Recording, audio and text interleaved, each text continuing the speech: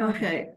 Hello, everybody. Welcome to the Iranian Insight. This is somehow the seventh session that we have all together. We started with a case discussion with Dr. Mohammad from US, and then we have a couple of great lecturers from all over the world: Sara, Patrick Waters, Roman, and also we had like a really nice discussion all over the topic of NMOSD in MOGAD. Today, I had the chance so far to know Frederike and also work with Frederike in the Charité-University Hospital. She looks so young. She's young, but she's brilliant. She's smart. She has accomplished you cannot imagine in this young age. And she's assistant professor in Charité-University Hospital, and she's leading. She's a leader and leading a really nice group of translational neuroimmunology in Charité. She started so many cool projects, and she is MD, PhD. She did like a postdoc in UCSF, and then she had so many different expertise in different fields, but mostly in OCT imaging, experimental, and also and recently, and also putting like machine learning and AI into analysis of OCT. And she's a hard worker, intelligent, smart, and I'm happy and honored to have her today. So thank you so much for accepting our invitation to be with us. And the platform is yours. Please introduce yourself and also start with the presentation. Thank you. Yeah, thank you so much, Sara, and thank you everyone for joining. It's a pleasure to be here. I'm Frederike Oertel. I'm, as Sara already said, an assistant professor in Berlin, and my specific focus are afferent visual system changes in neuromyelitis optica and in MOGAD. So I'm quite excited to present some findings today. I put together a presentation on the retinal changes in neuromyelitis optica, MOGAD, and double negative NMOSD. I also put in some clinical examples, and I will go through the slides. If you have any questions on the way, feel free to ask, and otherwise we can also have a discussion in the end. Yeah, so thank you. I will take care of the question if you have questions in between, and I will ask you directly in between. Exactly. So can everybody see the screen? Perfect. Okay. So when we investigate the optic nerve involvement in neuromyelitis optica and MOGAD, but also in multiple sclerosis, we usually include different image modalities. For MRI, so for magnetic resonance imaging, we usually do T2-weighted orbital MRI with orbital fat saturation, and post-contrast T1-weighted imaging. And for optical coherence tomography, so which is a method that provides high-resolution images of the retina, and I will talk about later again, we usually acquire ring scans to measure the retinal nerve fiber layer and macular scans to measure the combined ganglion cell and inner plexiform layer, also called ganglion cell complex of both eyes.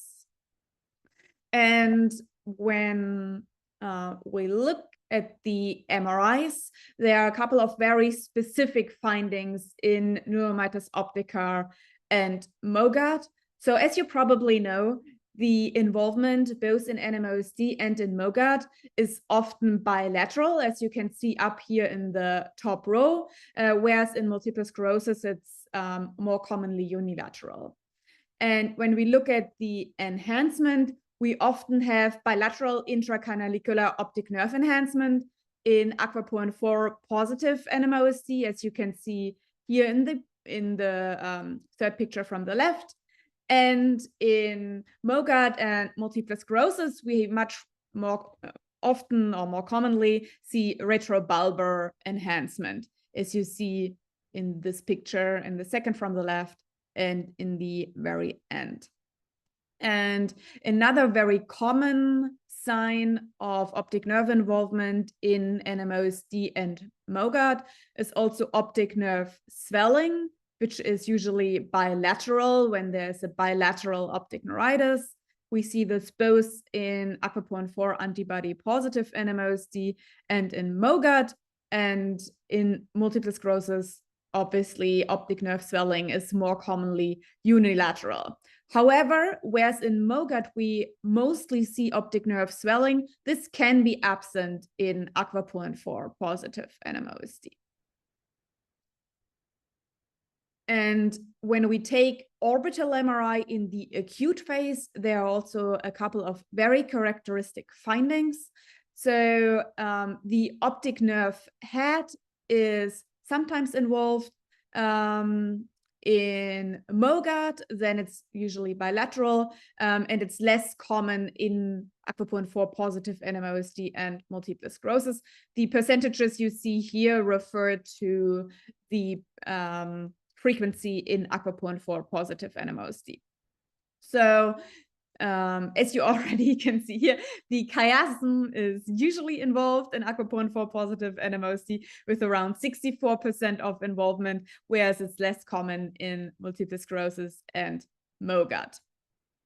And the same is true for the optic tract. We often, in 45% of cases, have involvement in AQP4 positive NMOSD, but again, it's less common in multiple sclerosis and in MOGAD. And you probably know of longitudinally extensive lesions in the myelin in NMOSD and MOGAD. And actually, we also have longitudinally extensive lesions in NMOSD and in MOGAD. So the median length of the lesion is 23 millimeter, which is basically the whole optic nerve. These lesions are much longer than they are in multiple sclerosis, where we usually see more focal lesions, and the median lesion length is only 10 millimeter. So these were the most common findings on MRI. Now I want to focus on optical coherence tomography. As I already said in the very short introduction, OCT is a non-invasive imaging technique that uses high resolution, that produces high resolution images of the retina. The most commonly used layers in neurology are the retinal nerve fiber layer and the ganglion cell and inner plexiform layer, which contain the axons and cell bodies of retinal ganglion cells, respectively. And both of them are thinned due to neurodegeneration in neuroinflammatory diseases, but actually also in neurodegenerative diseases. And during the acute stage, we usually see swelling and an edema of the retinal nerve fiber layer, and then both the RNFL and the GC-IPL decrease over time. And the majority of thinning is mostly concluded after around 6 months. There are a couple of other layers that are of interest in neurology. One of them is the inner nuclear layer, or INL, which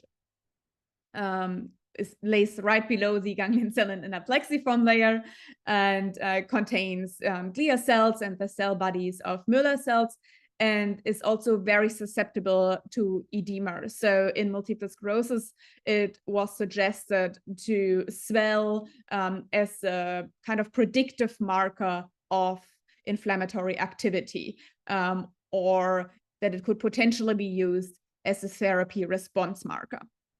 But this hasn't been shown in neuromyelitis optica or in MOGAD yet.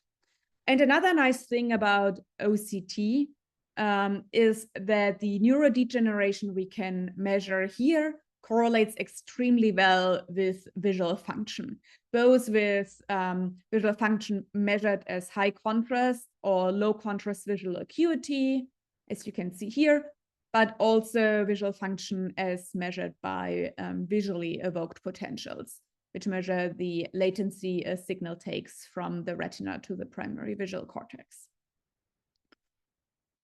So I thought I'll put in a OCT report, because this is usually what you get from the ophthalmology department if you send your patients there to get an OCT. So we usually take a ring scan around the optic nerve head, which you can see here on the left side, and a macular scan, so a scan of the area around the fovea, as you can see here on the right side. And now if you look more specifically at the report for the ring scan, you first see up here basically just a picture from back of the eye. And here you can see if the scan is focused correctly on the center of the optic nerve head. Sorry, this was my Siri responding. And if you look in the next picture, you see basically the ring rolled outside. So here you can already see the retinal nerve fiber layer marked by the red and green line for the right eye and also for the left eye. And then below this, you see the thickness of the retinal nerve fiber layer as a black line. And the background you see here is a healthy reference cohort matched in age and sex. So if the black line is within the green area, it's considered normal. And then if it's purple, it's considered thickened or swollen. And if it's yellow or red, it's considered thinned. And then you again see the thickness of the different areas. So superior, nasal, temporal, and inferior for both eyes compared to a healthy reference cohort. And then you see this with an even higher resolution of segments. And here you can already see a quite typical picture for NMOSD or MOGAD after unilateral optic neuritis, because we often see extremely severe swelling or extremely severe thinning of all segments compared to the healthy reference cohort. So as you can see here, it's all red. Another really nice thing about these reports is that you can see the asymmetry between both eyes, which is here in gray, and I apologize that our reports are in German. So here you can see the asymmetry between both eyes, and you can see that there's a significant loss on the left side, which had optic neuritis, compared with the right side that did not have optic neuritis. Okay, so now that you understood the ring scan report for the retinal nerve fiber layer, it should be pretty easy to look at the report for the macular scan. So for the macula, we usually do a volume scan of the macula, the area around the fovea. And this thing you see on the upper left here is just a heat map. So you can see if the layers are thicker or thinner. And as you would expect, it's quite thin in the middle where you have the fovea, and then it's thicker around where you have the parafoveal area, and then it thins again to the more peripheral areas of the macula. And if you look at these heat maps, you already see that it's less red on the left eye compared with the right eye. So also here, we obviously had some thinning of the ganglion cell and inner plexiform layer, and thereby also of the whole macular thickness compared to the non-affected side. And here in this corner, you see the volume of the macula, and you can also appreciate the difference here. And then again, you see the thicknesses for the different areas of this scan. Down here, you see one example image or one cross-section, which is also called B-scan of the volume scan. And depending on where you are in the volume scan, it can look quite different. So for example, here in the right eye, you see that the example B-scan is quite close to the fovea. So we can actually appreciate the fovea in the image. Whereas on the other side, a more peripheral B-scan was chosen. So you basically just see the retina with the different layers. And you can quantify the whole retinal thickness, which was done here, or you can quantify the different layers. So for example, the ganglion cell and inner plexiform layer complex we talked about earlier. So I already said in the acute phase, there's a swelling of the retinal nerve. Oh, are there questions? I can answer questions on the reports. Yes. Oh yeah, if there are patterns in MS, NMO, and MOGAD. So I'm going to talk about that in a second. Let me, yeah. So how do I? Okay, perfect. So if you do an OCT in the acute phase, you will see, in the acute phase of optic neuritis, you will see swelling of the retinal nerve fiber layer, whereas the ganglion cell layer is not swollen. So in the beginning, it will look normal, and then you will see thinning over time. So there are a couple of things to know. In the acute phase, in AQP4 IgG seropositive NMOSD, we usually don't have severe swelling. Whereas in MOGAD, because there's retrobulbar involvement, we often have extremely severe swelling. And then the other important thing to know is that the thinning of the RNFL and the ganglion cell and inner plexiform layer takes some time. So as you can see here, this is a pseudo-longitudinal analysis where we imaged people after acute optic neuritis at different time points, and you can see that there's more thinning over time. So to see the complete amount of neurodegeneration, it's recommended to do these types of scans after 3 to 6 months. In MOGAD, I just already said, there's extremely severe swelling of the retinal nerve fiber layer in the beginning. And it's so severe that it was suggested that it can be used to differentiate MOGAD from multiple sclerosis in the acute stage. So this is a really nice study by John Chen, which was done in Mayo Clinic. And here you can see that if the PRNFL is thicker than 180 micrometers, so if you use 118 micrometer as a threshold, you can differentiate MOGAD from multiple sclerosis with a sensitivity of over 70% and specificity of over 80%. And if you use a cutoff of 175 micrometer, you can reach an even higher specificity of 96%. So in the chronic phase, so later than 6 months after acute optic neuritis, you can quantify the complete amount of neurodegeneration caused by the optic neuritis, and you can measure both the ganglion cell and inner plexiform layer, but also the retinal nerve fiber layer to quantify this loss. So here you can see healthy controls in gray, then eyes without a history of optic neuritis in blue, and eyes with a history of optic neuritis in red. And you see the extreme severe swelling, the extremely severe loss in both ganglion cell and inner plexiform layer, but also in the retinal nerve fiber layer in eyes with a history of optic neuritis compared with eyes without a history of optic neuritis and healthy controls. And interestingly, we also see a thinning in eyes without a history of optic neuritis in the ganglion cell and inner plexiform layer compared with healthy controls. And we actually confirmed this longitudinally. So there seems to be an attack-independent neurodegenerative process in neuromyelitis optica spectrum disorders as well. We so far haven't seen that in MOGAD. So in MOGAD, we haven't been able to show attack-independent neurodegeneration. So if you look on the very right side, we also quantified the amount of retinal neurodegeneration caused by different numbers of optic neuritis episodes.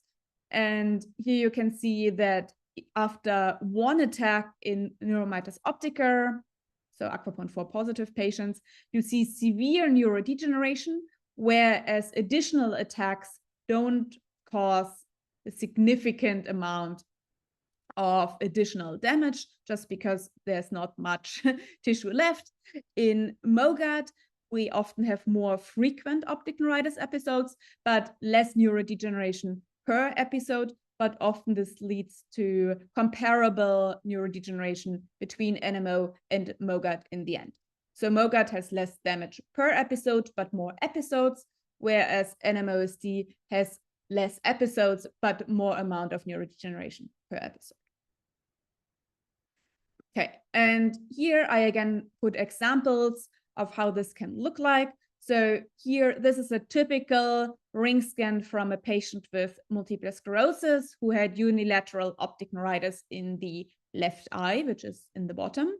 And there's obviously no affection in the unaffected right eye. You can also see a really nice reflection of the axons in the autofluorescence picture on the right side.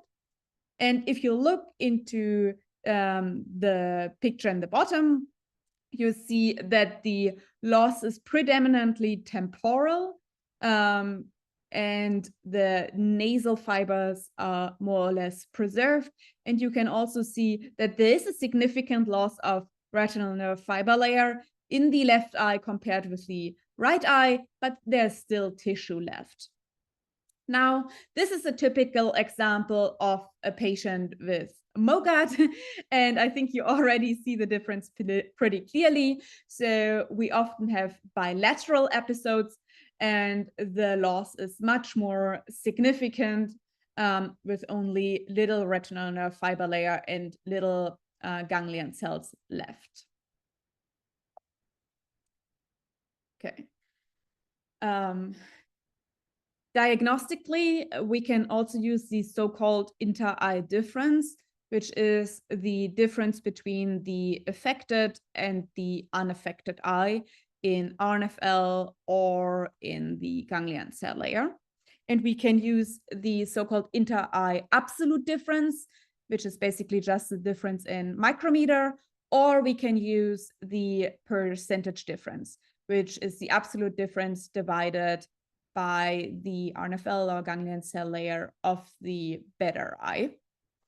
And this was first applied in multiple sclerosis, and now is actually probably becoming part of the new MS diagnostic criteria.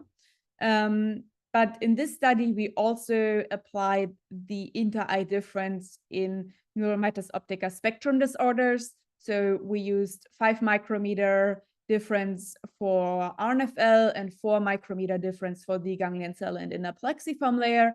And you can see here that we were able to differentiate NMO from healthy controls using these thresholds with extremely high sensitivity and specificity and an area under the curve of 80% or 90%. And we were also able to differentiate optic neuritis patients from non-optic neuritis patients using this difference, both using RNFL, but also GCIPL. So now you will probably ask, okay, but what do we do with bilateral involvement? Because that's very common in both NMO and in MOGAD. And we actually recently published a study where we used the inter-eye difference in patients with MOGAD, both in patients that had unilateral involvement, but also in patients that had bilateral involvement. And obviously, if we use patients with unilateral involvement, as you can see here on the left side, we can differentiate MOGAD patients with extremely high specificity and sensitivity from healthy controls. But then if we use if we only apply these thresholds in patients with bilateral involvement, we actually still have a pretty good diagnostic accuracy for MOGAD compared with healthy controls.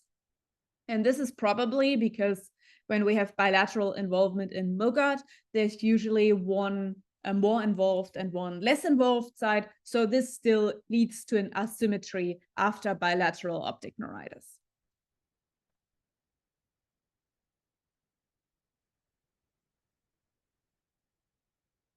Okay.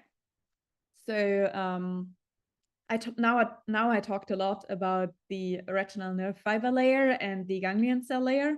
And so you might ask if you also see outer retinal changes in NMOSD. And so far, this is not the case. So this is actually a quite large multi-center study that also included patients in Iran. We tested nearly 200 NMOSD patients and 25 MOGAD patients in this study, and we didn't see changes in the outer plexiform layer, outer nuclear layer, or photoreceptor layer. So it seems to be indeed a predominant involvement of the inner retinal layers, which then form the optic nerve.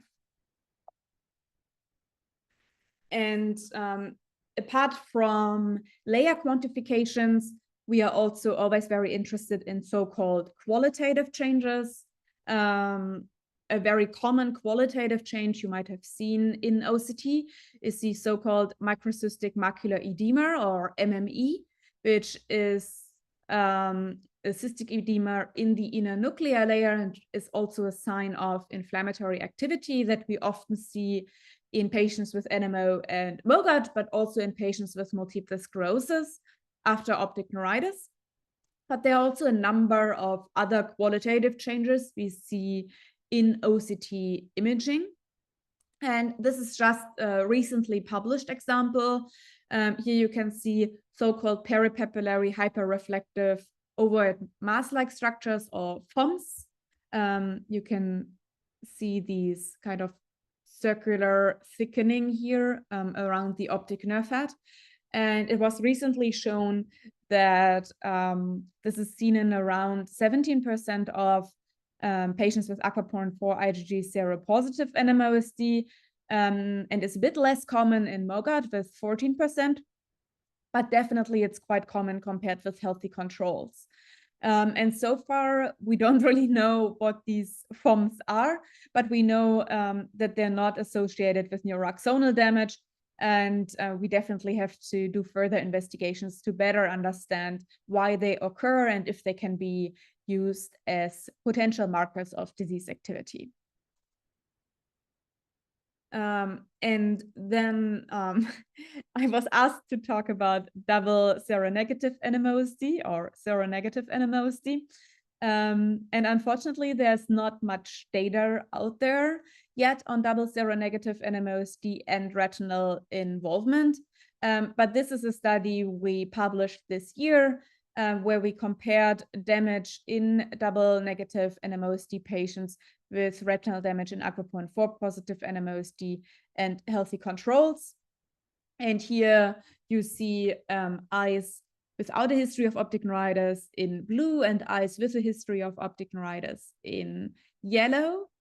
And you can see that the damage in both the retinal nerve fiber layer, but also in the ganglion cell and inner plexiform layer, is quite comparable between seronegative patients and patients with AQP4 positive NMOSD. And obviously, there's a significant difference compared to healthy controls.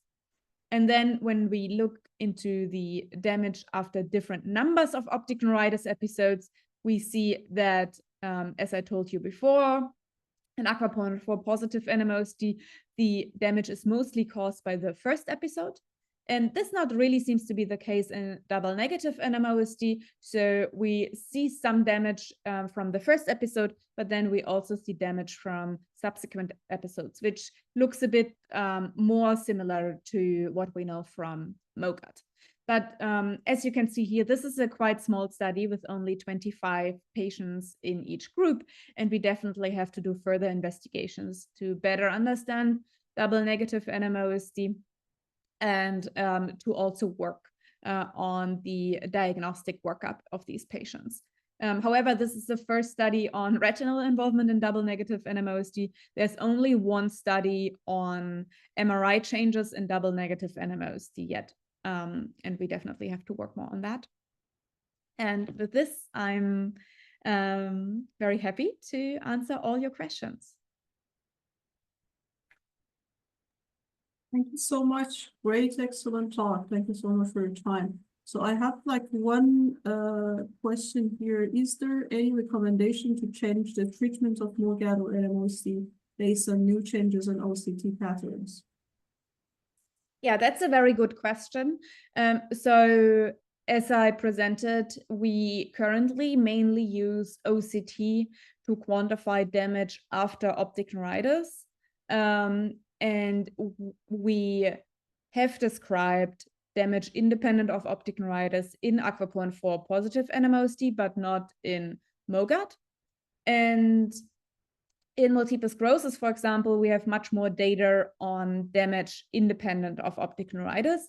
And there we also can define some threshold values to identify PIRA, so to identify progression independent of relapse activity. And this is my big goal for NMOSD as well. So I would like to develop and validate these thresholds in NMOSD as well, but we don't have them yet. So for now, there's no suggested treatment change just because of OCT changes independent of optic neuritis. However, if you see a lot of damage on OCT after optic neuritis, you can obviously use this for the diagnostic workup.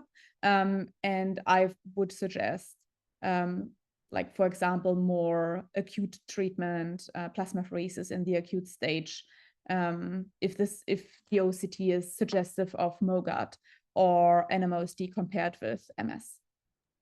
Thanks again. I would like to also introduce Professor Sahraian, the Vice President of MS Society in Iran. Thank you so much to be here with us, and please come to join us to the discussion with Frederike. Thanks. Thank you very much, Dr. Oertel, for your very nice presentation and informative presentation. It was really nice, and as a neurologist being introduced with OCT is much appreciated.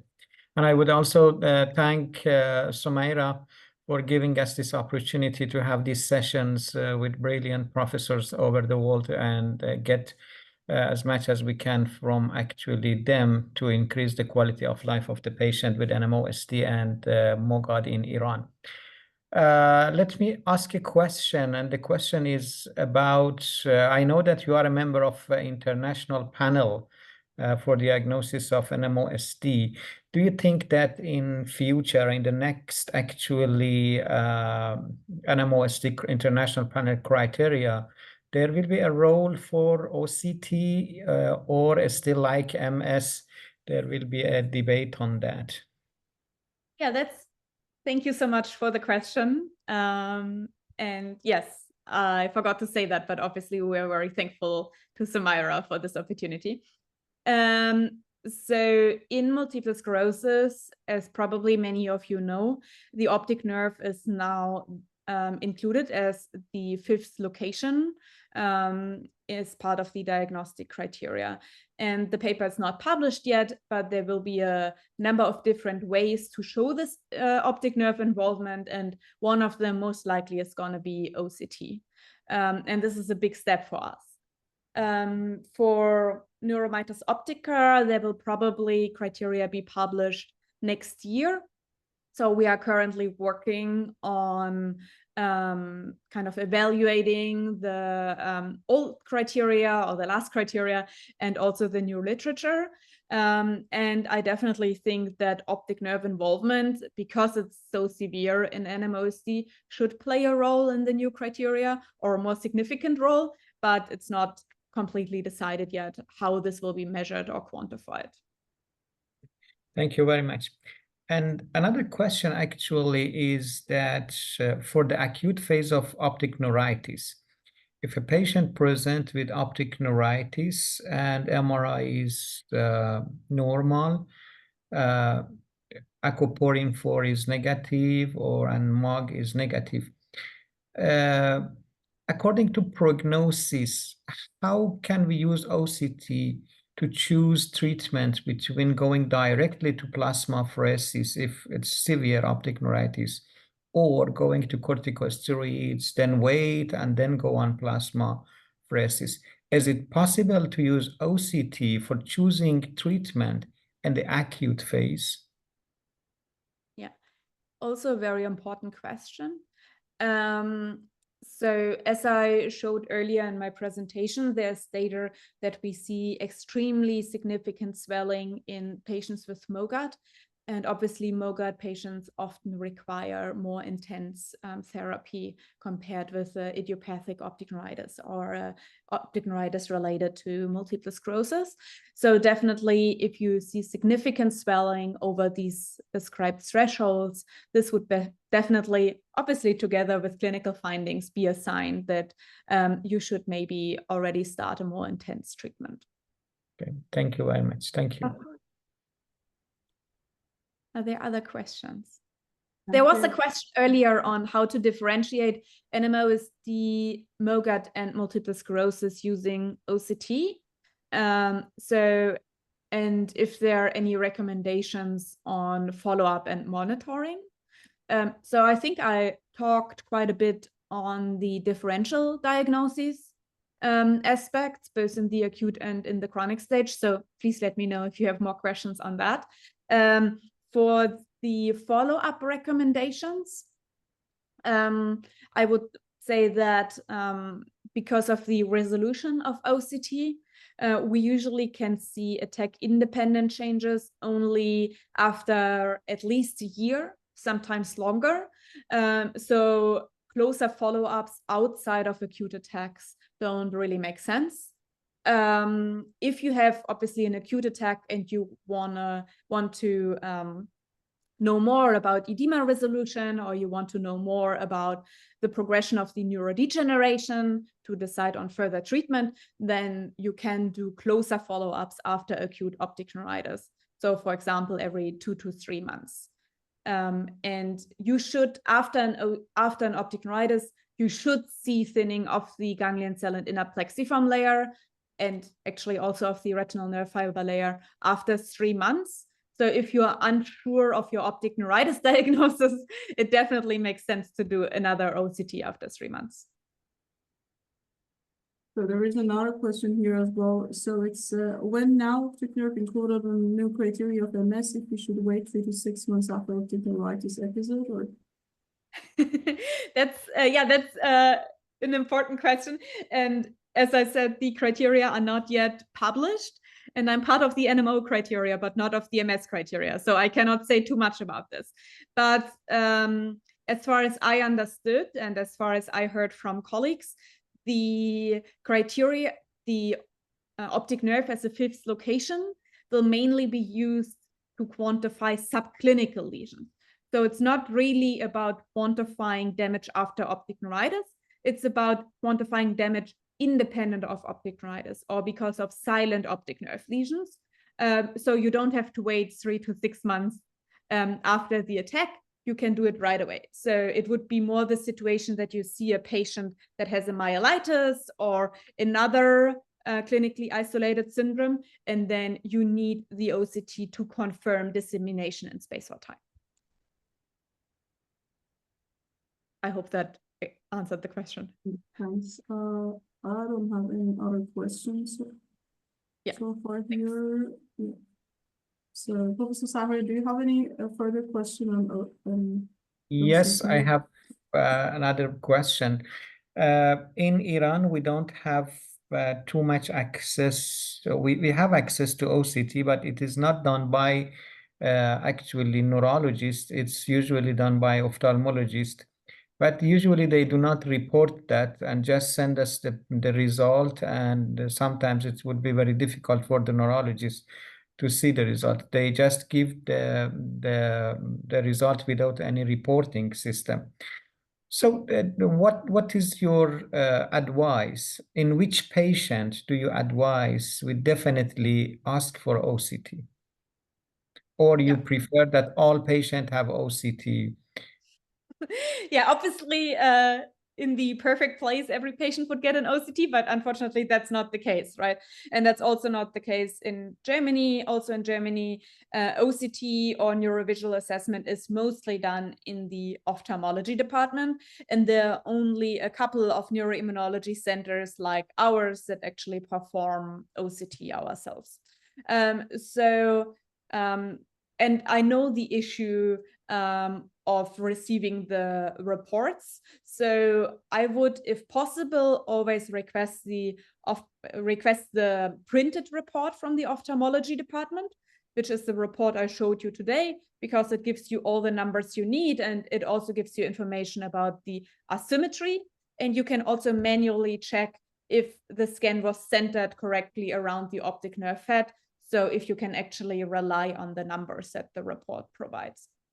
If this is not possible, I would ask the ophthalmology department at least to provide numeric results for both the retinal nerve fiber layer and the ganglion cell and inner plexiform layer, or at least for the macular thickness.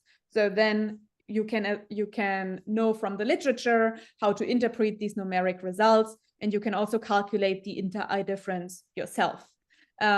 So that's maybe my recommendation about how to collaborate with ophthalmology. And then the second question was when to do an OCT.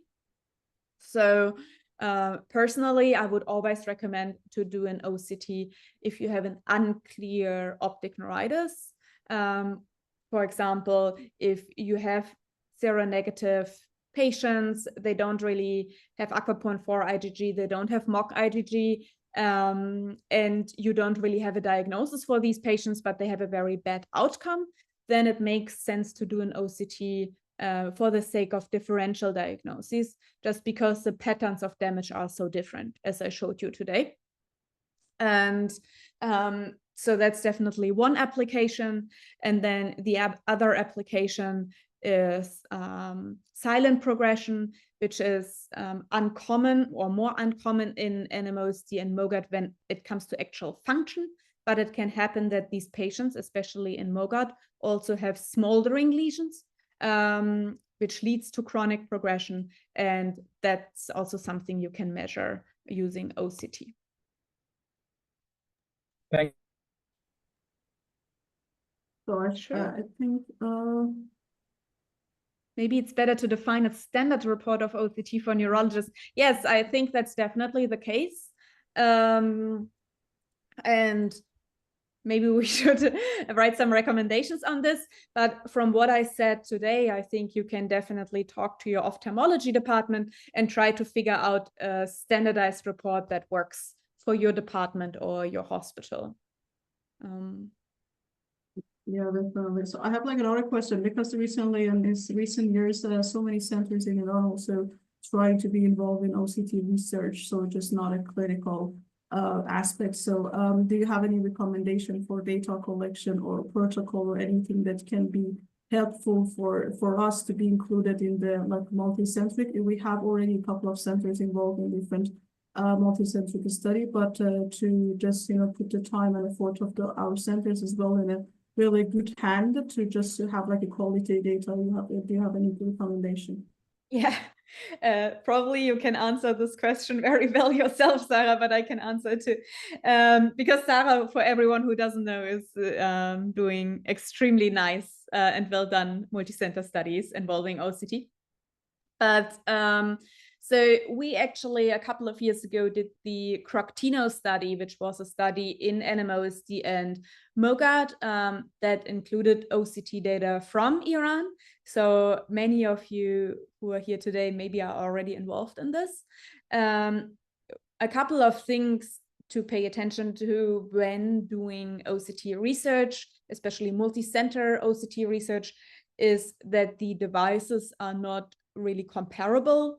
So the most commonly used devices are the Spectralis device from Heidelberg Engineering, the Cirrus device from Zeiss, and the Topcon device. And whereas the machines themselves provide really nice reports, the results from the different machines are not really comparable. So that's definitely something to keep in mind when doing multi-center studies. Another thing is always that you should use a homogenized protocol, which is obviously similar to every other imaging study, also every MRI study, which is actually quite easy to do with OCT because most machines have protocols, standardized protocols you can use. So you just have to agree on which scans to perform. But then both the quality control and the image analysis should be homogenized as well. So for everybody who's interested in that, you could read the Apostle criteria and the Apostle 2.0 criteria, which basically explain how to report OCT correctly. And then there are also the Oscar IB criteria that explain how to do good quality control of imaging, so that every center, for example, can perform quality control, or one centralized reading center can perform quality control of all images before doing the statistical analyses.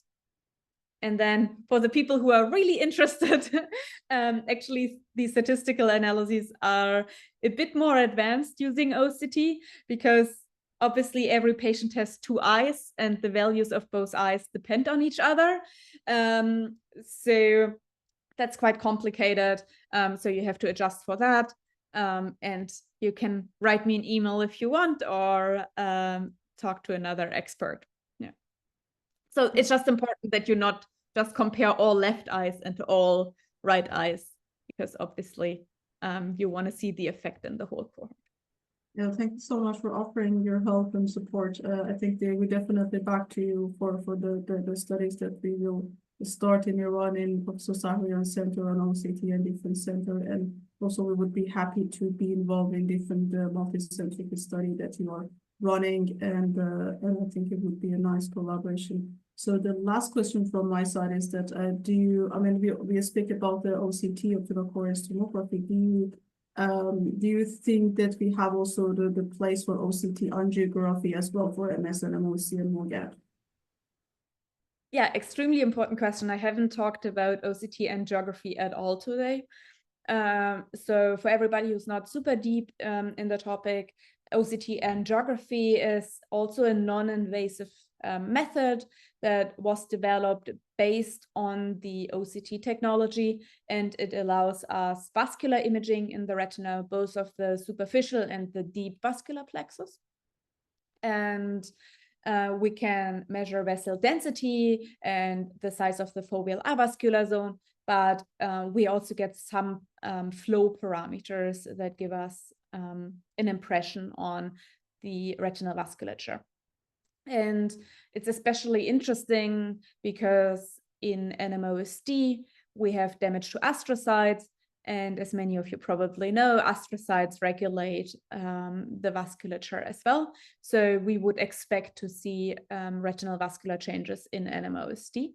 And actually, this has been described in smaller studies that were recently published in AQP4 positive NMOSD, also compared with MOGAD and multiple sclerosis, those in patients and eyes with optic neuritis, but also in eyes without a history of optic neuritis, suggesting again that there is some kind of subclinical astrocytopathy in these patients. But these studies so far are quite small.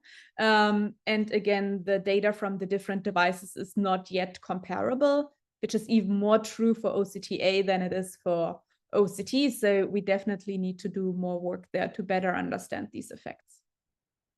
But thank you for the question. I'm very excited about OCTA. So yeah, of course. And go ahead, Professor. No, please. Just a question, actually. Does OCT can help in patient with increased intracranial pressure? And could we use OCT to actually differentiate between increased intracranial pressure and sometimes we have difficulty or optic neuritis because they have some blurring of vision? I have seen some cases, not too much, maybe rare cases, that they have diagnosed, unfortunately, with optic neuritis, but the last diagnosis was increased intracranial pressure. And unfortunately, the guy became blind. So does OCT can help us to say that the intracranial pressure is high? Yes. The short answer is yes. The long answer is so obviously with increased intracranial pressure, we also have loss of retinal neurons, but the pattern of retinal neurodegeneration is quite different from optic neuritis. And also because it's not an inflammatory process, we don't see any swelling in the first stage. However, because of the increased intracranial pressure, for example, in IIH, we actually see shape changes of the optic nerve head because it's pressed in, and we can quantify that very well using OCT. So you can see this qualitatively when you look at the cross sections. But there are also newer algorithms that can quantify the volume of the optic nerve head, and so also measure changes over time. But definitely OCT can help to separate inflammatory, like optic neuritis, for example, inflammatory causes from non-inflammatory causes.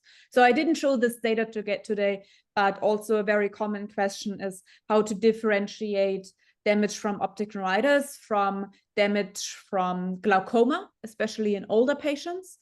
And there are also different patterns of neurodegeneration. So in glaucoma, we often have first superior and inferior loss of tissue, whereas in optic neuritis, especially in classic optic neuritis and multiple sclerosis, we first have temporal loss of tissue and then nasal. So it's basically exactly the other way around. It's like in optic neuritis, it's temporal, nasal, superior, inferior, and in glaucoma, it's inferior, superior, nasal, temporal. And so this can be used to differentiate these diagnoses quite well. And is it right also for anterior ischemic optic neuropathy? Because sometimes it's very, very difficult. For example, for a patient at the age of 50, and they have some risk factors, they come with a sudden blurring of vision. Even ophthalmologists, even they have done OCT, they do not clearly tell us whether it is anterior ischemic optic neuritis or anterior ischemic optic neuropathy or optic neuritis. And they say, okay, we think go ahead with pulse steroid to see what will happen, and we cannot differentiate. Sometimes it happens. Can OCT help and differentiate it? Definitely. It can help, but it's not perfect. So in vascular causes, we also always or often have this watershed loss. So we have like loss in the superior or in the inferior half of the retina. And again, as I said, in optic neuritis, it often looks differently, and the pattern is not as clear cut. But there are some limitations to that. So this is extremely important differential diagnosis. It happens all the time, and optic neuritis can help, but not in all cases, to differentiate them. Thank you so much. Thank you very Exciting much. questions. Yeah, I think they are all extremely practically relevant, right? I was asked to talk about NMO and MOGAD, but obviously all of these things are of super high practical relevance in our everyday life. Yeah. Yeah, actually, in terms of reporting OCT, I think there is a issue as well for all the neurologists or clinicians. You know, they're just not used to work with the OCT report that much and to evaluate OCT report. I think it would be great if we can have complimentary session with you and use your knowledge and on that area to go step by step how we can actually discuss the report and understand the report better for patients. You know. And also, I will back to you about the kind of reporting system or a kind of reporting recommendation for our colleagues there to maybe send it back to the ophthalmologist to get some kind of systematic report to get better information on OCT. If we have the opportunity to send one or two or a couple of patients to OCT, because mostly it's not in the same center, as you know, it's the same story sometimes in Germany as well. But it would be much appreciated. And thank you so much again for your time and for your expertise here. And we would love to have you again on different topics. We could discuss it if you have time and interest to also be with us. Hey, Mamnoon, it was a pleasure to be here. Very much. Thank you. Thank you so much. Thank you, Professor Sahraian. Thank you, Samira, for this opportunity to we can discuss. Yeah. Thank you. I also learned a lot today. Have a good day. Have a good day. Thank you so much again. Have a nice weekend for us. Thank you so much. And let me know if you have any questions by email. Thank you so much. Yeah. Yes, in Persian, it's written, thank you very much. Thank you.